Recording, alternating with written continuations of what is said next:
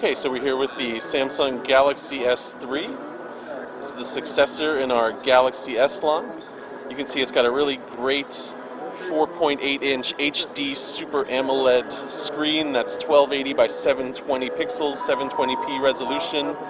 Very fast, 1.4 gigahertz quad-core processor inside. That's a Samsung Exynos processor.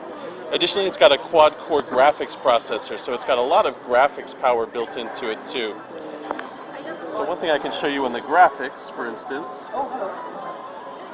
while we're loading that up, it's 8.55 millimeters thin, weighs a light 133 grams, but we still pack in a 2100 milliamp hour battery in there as well, so this should be some great battery life.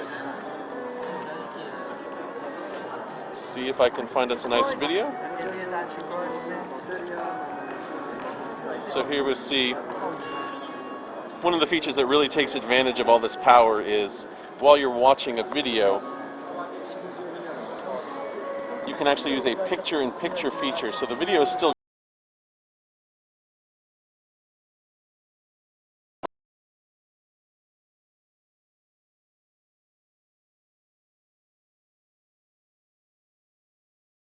the video stays there and keeps playing.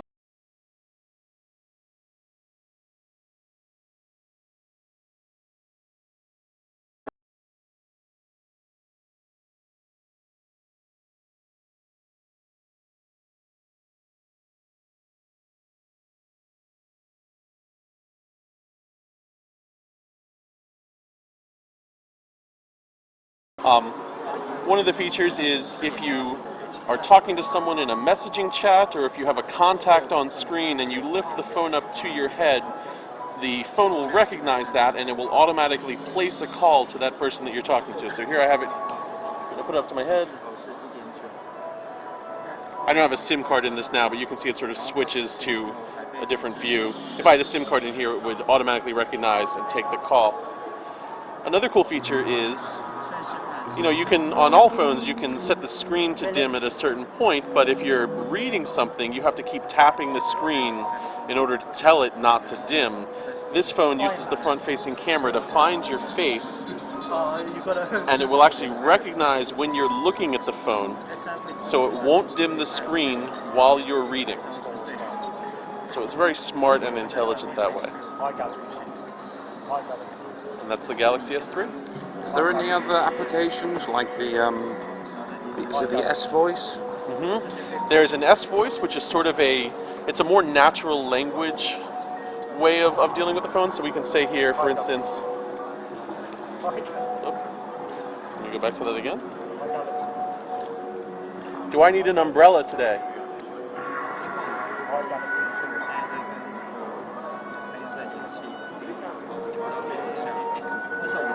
And it turns out I do need the umbrella today. So you see, I didn't say weather, I didn't say, show me the weather where I am. I just asked it a natural question. And the voice controls also work for, say, the camera or the music player. So for the music player, it's got a very intelligent noise cancellation, so it can still recognize your voice over the music if you want the volume up or down. For the camera, you don't even have to click the shutter button, you can just say cheese. So you can set up the camera, you can walk away from it and just say, cheese. I don't know if the S-Voice is active for the camera right now, but saying cheese or saying take the picture will snap the photo for you as well. While the camera is active, you can take video. It's an 8 megapixel camera, very, very fast shutter, so there's almost zero shutter lag on this. While you're taking video, it takes 1080p video. You can also take screenshots. It takes 6 megapixel screenshots, and that's a full 16:9 ratio. That's why it's the 16 megapixels. And even the front-facing camera is a 1.9 megapixel camera. It can take 720p video just with the front camera alone.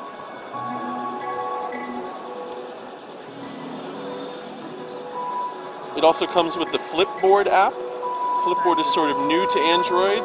This comes preloaded on the Galaxy S3 even before it's available in the Android market. So I think Galaxy S3 owners are going to be the first people to try out the new Flipboard for Android. Is the media sharing feature been updated at all? The media sharing feature has been made much easier on this device with All Share Play. So I don't think I have a TV here that I can use to share, but it's been made much more simple. It uses Wi-Fi display, also has DLNA built in, of course, and it's much more one-touch access to beam your content to a television. It also has some advanced modes so that you can use the device as, for instance, a gaming controller while you're playing a game on your television. So it can have one thing on the device, something separate on your TV as well. Very easy to also share with other devices, with other Galaxy devices or laptops or anything that really supports this feature, not just the Galaxy S3. And is there a new S-Beam feature as well? The S-Beam feature sort of combines Android Beam, which is Android's NFC capabilities, with Wi-Fi Direct.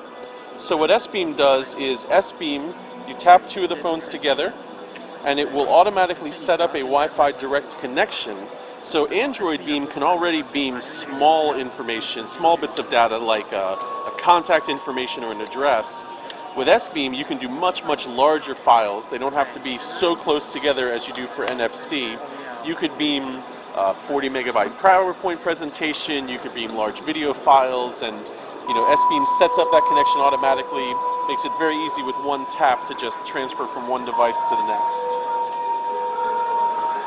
Is there a new music store coming to the device, or music streaming service? Now we're sort of beyond my capabilities. My specialty is really the US market, so I'm not sure what's going to be coming to Europe with that. And this will be arriving on 29th of May? May 29th, yes. Has there been a price set for it, Tim-Free? I am not sure. You'd have to check online for that. And the storage inside? It'll have 1632 or 64 gigabytes worth of storage. It also has micro SD card support for cards up to 64 gigabytes. So you could potentially have 128 gigabytes total of storage inside. Any other new features you think we should know about? There are tons of gesture features and hidden features about the phone, so I can't really get into all of them, but I will say we've made it a lot easier to find a lot of these features on the device. So you'll see a lot of hints popping up, a lot of reminders that sort of ask you to find some of the extra features that we have here. Actually, one other feature I'll mention, fantastic little feature, this is my favorite, is when you go into, it's in the camera mode, when you go into the camera mode, there's a sharing option called Buddy Share. And Buddy Share sets up,